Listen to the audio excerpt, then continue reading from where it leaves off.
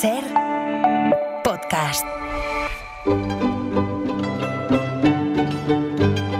En La Ventana acontece, que no es poco, un relato personal de la historia, con Nieves con Costrina, Cadena Ser.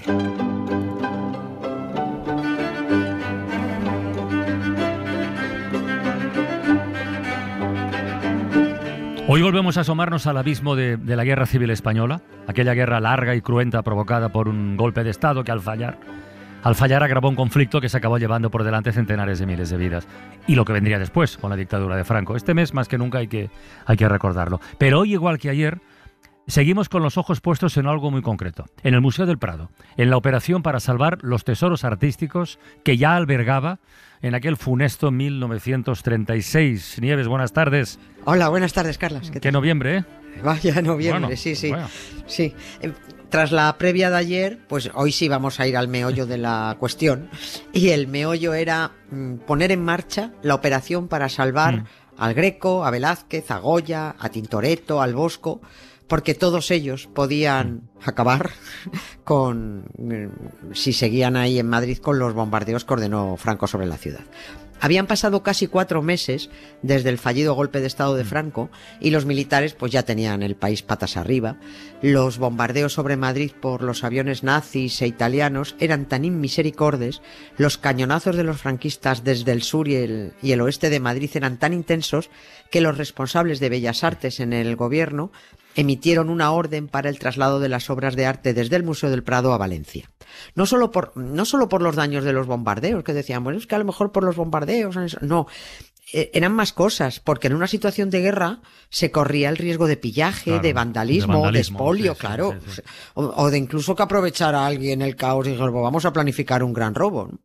Todavía hay gente que critica aquella decisión, que tienen razones para criticarla, no digo que no, porque las pinturas corrieron muchísimos riesgos, porque las condiciones del transporte no eran buenas, ni mucho menos, porque todo ese arte podría haber sido destruido por los ataques durante el traslado. Pero yo creo, esta es mi opinión, que hombre, esto de opinar también a toro pasado me parece lo fácil. Cuando ya se sabe que en los sótanos las obras habrían estado a salvo, que el museo no sufrió daños irreparables, pero bueno, no lo sufrió de chiripa, porque el Prado todavía conserva y enseña alguna bomba incendiaria de las que les cayeron encima, que no explotó, porque los franquistas bombardearon el Prado.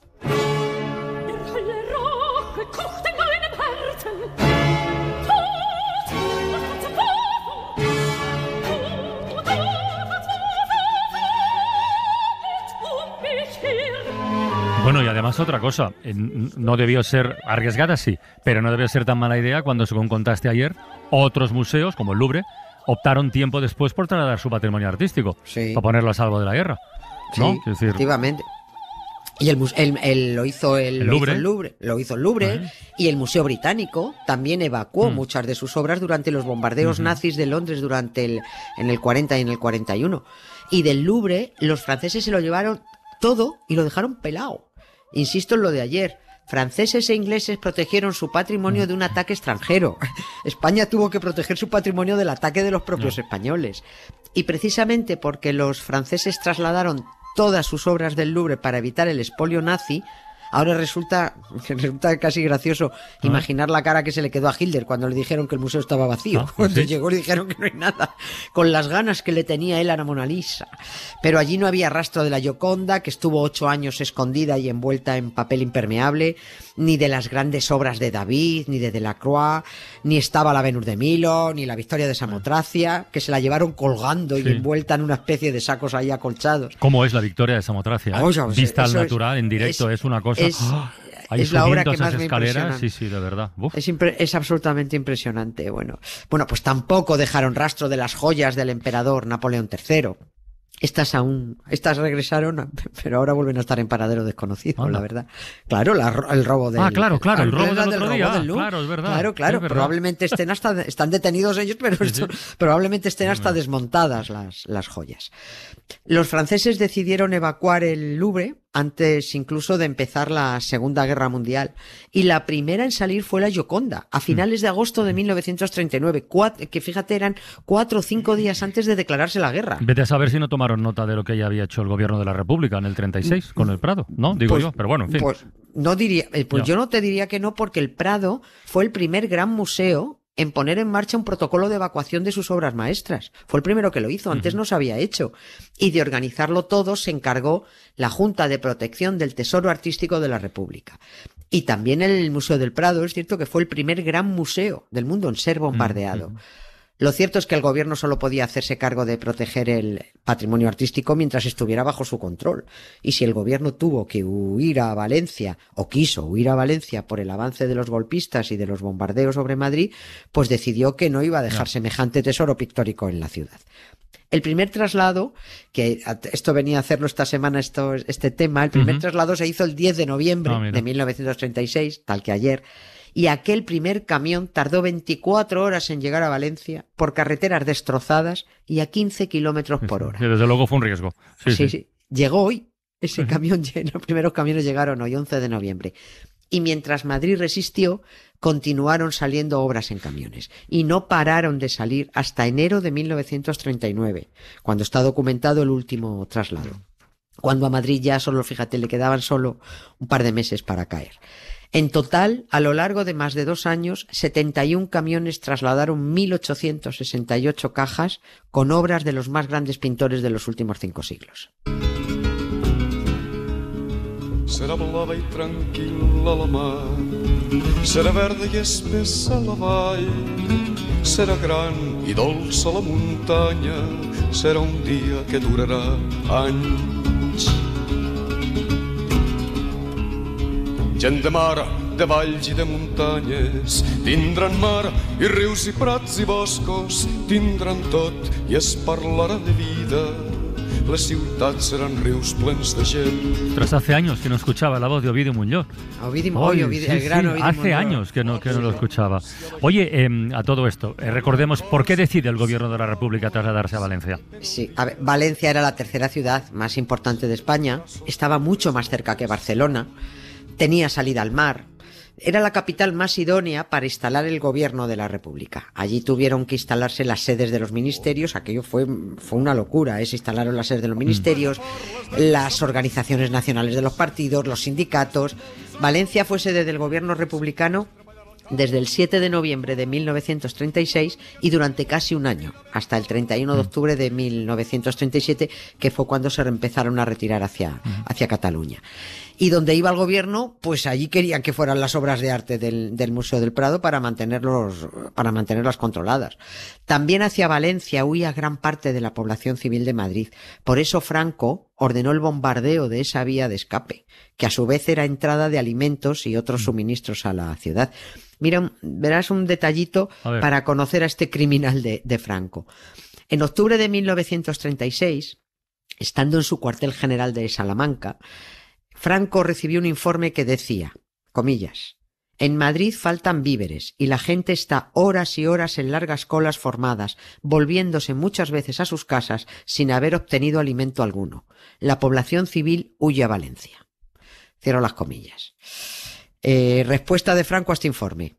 Ordenar al general Quindelán, jefe del Ejército del Aire, que cortara las comunicaciones de Madrid con el Levante mediante, vuelvo a abrir comillas, una serie de voladuras diarias, procurando causar el mayor número de interrupciones en la vía y que sean de lenta reparación. Bueno, Bueno, menos los aviones del general Quindelán no apuntaron muy bien, porque has dicho que ningún camión resultó dañado de los que llevaba las pinturas camino de Valencia. No, se libraron. Algo. Sí, bueno, el general Quindelán, ¿sabes lo que apuntaba bien? Para trincar sobornos y metérselos en el banco. Es que este fue un tema ya lo contamos, este fue uno de los varios militares delincuentes que aceptaron sobornos del gobierno británico para quitarle la idea a Franco de entrar en la Segunda Guerra Mundial, los famosos sobornos de Churchill. Quindelán recibió $500,000. Otros generales recibieron 1 millón, otros 2 millones. Ajá. Esas sagas familiares de militares golpistas que todavía pululan por el ejército, ahí con la patria en la boca, disfrutan de la fortuna que les legaron sus antepasados delincuentes. Fortunas producto de sobornos conseguidos cara al sol, mira, con la billetera llena. Eso sería un verso. Oye, volvamos al Prado, o a las obras. ¿Cómo fue el trajín de todas esas obras desde Madrid, luego a Valencia, luego a Cataluña? Vaya viaje. Sí, no, fue tremendo. Pues mira, con esto tengo que remitirme a un reportaje de hace unos años del periodista e historiador del arte Pello Arche Riaño en El País Semanal, porque ahí contaba la historia del hombre que se encargó de vivir pegado a los cuadros evacuados durante todo su periplo. Yo a este señor no lo conocía. Era un restaurador del Prado llamado Manuel Arpe y Retamino. Este hombre permaneció en el Prado, embalando cajas con cuadros, hasta que en diciembre de 1936 le piden que parta urgentemente a Valencia. Porque una de las obras de Velázquez, que era un retrato que hemos visto todos, el del conde duque de Olivares, sí. Bueno, pues ese cuadro se ha dañado. Resulta que durante el traslado de Madrid a Valencia entró agua en la caja del cuadro y ese agua cayó a chorros sobre el lienzo arrastrando el barniz. A partir de ahí, el restaurador Manuel Arpe no se separó ni dejó de proteger el patrimonio artístico de todos los españoles. Ya no se separó nunca de él. El gobierno, decía, tuvo que ir luego a Barcelona y aunque los cuadros del Prado siguieron en Valencia, un rato porque tardaron unos meses, en marzo del 38 se ordenó su traslado a Cataluña en un convoy. Ese viaje lo hizo Manuel Arpe sentado en la parte de atrás de una furgoneta entre los dibujos de Goya, que iban apilados, iban sin embalar, ya todo deprisa y corriendo, todo tirando como podían. Primer susto gordo con consecuencias. Un bombardeo franquista sobre Benicarló, en Castellón, mientras el convoy atravesaba la ciudad. Una cornisa cayó sobre uno de los camiones donde viajaban la carga de los mamelucos y los fusilamientos, los dos de Goya. Y los dos destrozados. Pero destrozados, bueno, destrozados. Pero yo los he visto en el Prado y tú también. Sí, los ha visto mucha gente. Están ahí. Están ahí gracias a Manuel Arpe. El lienzo de la carga de los mamelucos quedó roto en 18 pedazos. Anda. 18. Manuel Arpe guardó aquel desastre goyesco como pudo, allí en Benicarló, enrollando y metiendo los trozos en cilindros hasta poder llegar a un lugar donde intentar restaurar aquello como pudiera. No podemos entretenernos en cómo lo hizo, pero fue un artista y además sería un relato muy técnico. Yo lo he leído, pero es un relato muy técnico. Pudo arreglar aquel destrozo improvisando un taller en las cocinas del castillo de Peralada, en Girona. En Girona, sí. Sí, consiguió reparar todos los daños.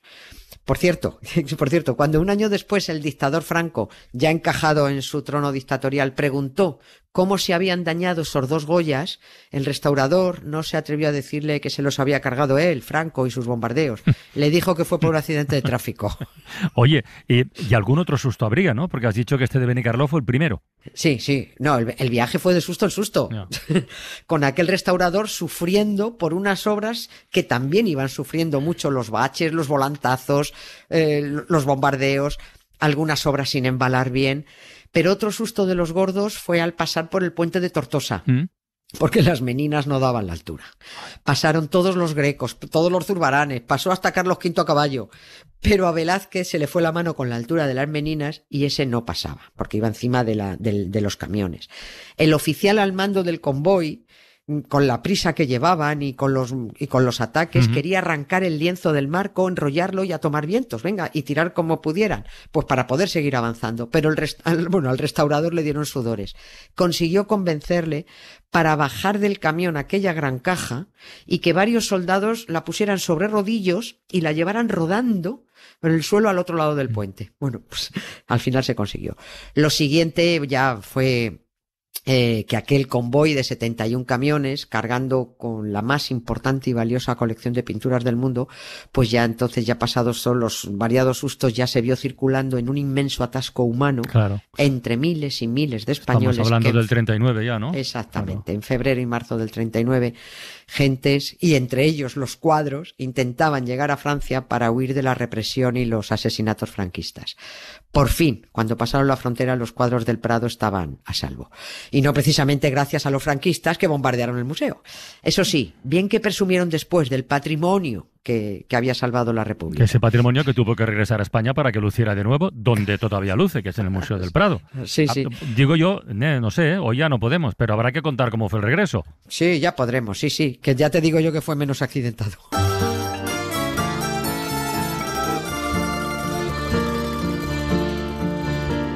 Si me quieres escribir, ya sabes mi paradero. Si me quieres escribir, ya sabes mi paradero. Tercera brigada mixta, primera línea de fuego. Tercera brigada mixta, primera línea de fuego. Aunque me tiren el puente y... Ay, Nieves, no te había despedido, perdona. No hace me he quedado ahí escuchando. Hasta mañana. Hasta mañana. Un beso. Un beso grande. Un beso. Gracias, Carlas. Y también la pasarela. Para no perderte ningún episodio, síguenos en la aplicación o la web de la SER, Podium Podcast o tu plataforma de audio favorita.